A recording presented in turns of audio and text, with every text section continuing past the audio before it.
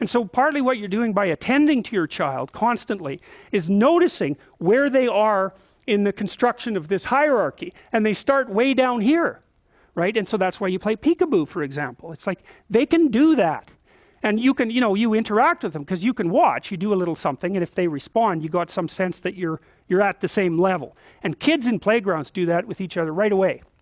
So if you see 2 3-year-olds together, say they're fairly sophisticated for 3-year-olds, what they'll do is they'll start playing a little primitive game with each other, like a dog. You know what a dog does when it wants to play? It kind of goes like that, and that's what kids do, and that's what adults do too. It's a play invitation. It's like, I'm ready, but you're smiling. It's not like I'm ready. And so you can tell the difference between a play, fight, and play, and kids can too. So it's an invitation to play. And so if you're interacting with your little kid, they got that play circuit, man. That thing's in there like when they're from birth, I think, because you can play with a kid right from birth, at least something like peekaboo. And so you're on the same wavelength fundamentally. And then you interact with them and you see if they're following what you're doing. It's what I'm doing when I'm lecturing, more or less. I'm watching you guys and seeing if we're more or less in the same shared space, and we want the space to be expanding. Because if it's just staying the same, well, you might as well play whatever you play on your computer. It has to be expanding at the same time. That's optimal. And so when you're playing with your kid, you put them on that developmental edge where they're undoing and then rebuilding their little skills. You can do that. Like, I had this memory from when I was a little kid a while back, and I remembered I used to go over to these people's house with my father and my mom, and it was way up in northern Alberta, and these people were Russian immigrants, children of Russian immigrants, and they had a farmhouse way out in the country, way out by the way where the railroad actually ended. If you walked north from there, you'd walk until you hit like southern Europe without running into another person. It was way the hell out in the middle of nowhere. And anyways, they had a nice house, like a warm house, They had 3 kids and they were way older than me, but it was a real fun, comfortable place to go. And I used to sit in the living room with my father and his friend, whose name was Nick. And Nick was a really playful guy. I really liked him. He was like my surrogate grandfather. And I don't think I was more than about 3. I'd sit there and I'd try to hit his foot with my fist, and he would be talking to my dad, and my dad would say, Jordan, don't bother Nick. And Nick would say, well, he's not really bothering me. And because Dad was checking it out to see if I was an annoying twerp or if I was a fun kid, because it's a fine line. And so I'd try to hit his foot and he would move it. And I had this memory a while back, and I thought, wow, that was a good memory. And I thought, what is going on there exactly? And I realized, well, he was sharpening me up. It's like I was aiming at something. You're aiming at something. You're pointing your eyes at it. You're pointing your whole damn soul at it. You're aiming at something. And you're trying to get your behaviors and your conceptions in line and organized so that you can attain that aim. That's what people do. We throw rocks at things. We fire arrows at things. We shoot guns at things. We aim at things. Our whole body is that platform for aiming. And I was trying to aim at his feet, and he'd move his feet, but he'd let me hit it now and then.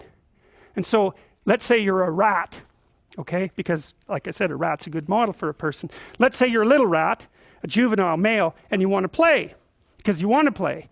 And you'll work to play, and that's how we know you want to play if we're experimental psychologists, because you'll button push like mad to get access to an arena where you can wrestle with another little rat. And so rats wrestle just like human beings, and they even pin each other just like human beings, and they love that. And so if you put little rat A in with little rat B, and little rat B is 10% bigger, little rat B can stomp the hell out of little rat A all the time. So they go out there and they have a little dominance competition, and little rat B is going to win because he's bigger, so now he's dominant rat. So then they play and they wrestle, and little rat A loses. And then next time, they both know that little rat A is the inviter because he's subordinate. So he's the one that has to go up to the big rat and go, you ready? And the big rat then will wrestle. However, if you repeatedly pair them, and the big rat doesn't let the little rat win, at least 30% of the time, the little rat won't invite him to play anymore. And that was Jaak Panksepp who figured that out. And that is mind-boggling. Because it tells you, like, there's an ethical basis for play that's so deep that the damn rats, and they're rats, right? Not known for their sense of fair play. The big rat has to let the little rat win 30% of the time, or the little rat will not play anymore. And even rats know that. It's so profound, that discovery. Like, Panksepp discovered the play circuit in mammals. That's a big deal. That's like discovering a whole continent. Like, that's a big deal. He should have got a Nobel Prize for that. And to see that that's built in, that sense of fair play, that's mind-boggling, you know, because that's evidence for the biological instantiation of a complex morality. Fair play. Even if you can win, you shouldn't all the time. Well, so when I'm trying to hit Nick's feet with my hand, like, I'm really paying attention and he's moving it pretty well, but now and then I get to nail it and I'm feeling pretty good about that, you know. And he makes it a little bit more difficult all the time so that my aim gets better and better, and I'm building up my motor coordination, I'm building up my social skills because I don't hit too hard, and I don't cry when I miss, because that just makes you annoying to play with, right?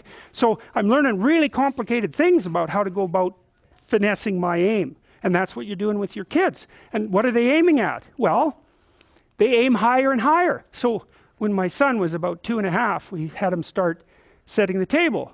You don't say, you know, you want to take grandma's fine china and go set the table? It's like, no, you don't do that. You say, you know what a fork looks like? He goes, yeah. See, do you know where the forks are? Well, that doesn't work because the drawer's way up here, right? So you have to hand him a fork. You say, look, take this fork and go put it on the table. And he's like this high, you know, so he goes over to the table and he puts the fork up here. Can't even see what he's doing.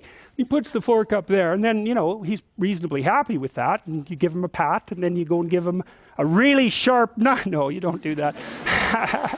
You don't do that. You give him a spoon and you say, well, go put the spoon beside the fork. And you don't say, look, you stupid kid, you got to leave enough space between the fork and the spoon so the plate can fit there. Don't you know anything? You're stupid. It's like, well, that's right up here, right? You're a bad kid. No, that's bad. You don't do that. You go down here and you say, well, good micro routine adaptation there, chum. Let's try it again. You know, and you build that up, and you can't extend the kid past his point or her point of exhaustion, because it's got to be a game. And a 2-year-old can probably only do that for, you can watch them, and some are more persistent than others, but 10 minutes, 15 minutes, you're pushing your luck. You can take a 2-year-old to a restaurant for about 40 minutes and expect them to sit and behave. But after that, you know, the will exhausts them. All right. Well, anyways, that's Piaget in his nascent form, fundamentally. And so if you remember that diagram and you think about how that would be built from the bottom up, and how there would be a stage transition every time those things are learned, you kind of got the essential elements of Piagetian theory. So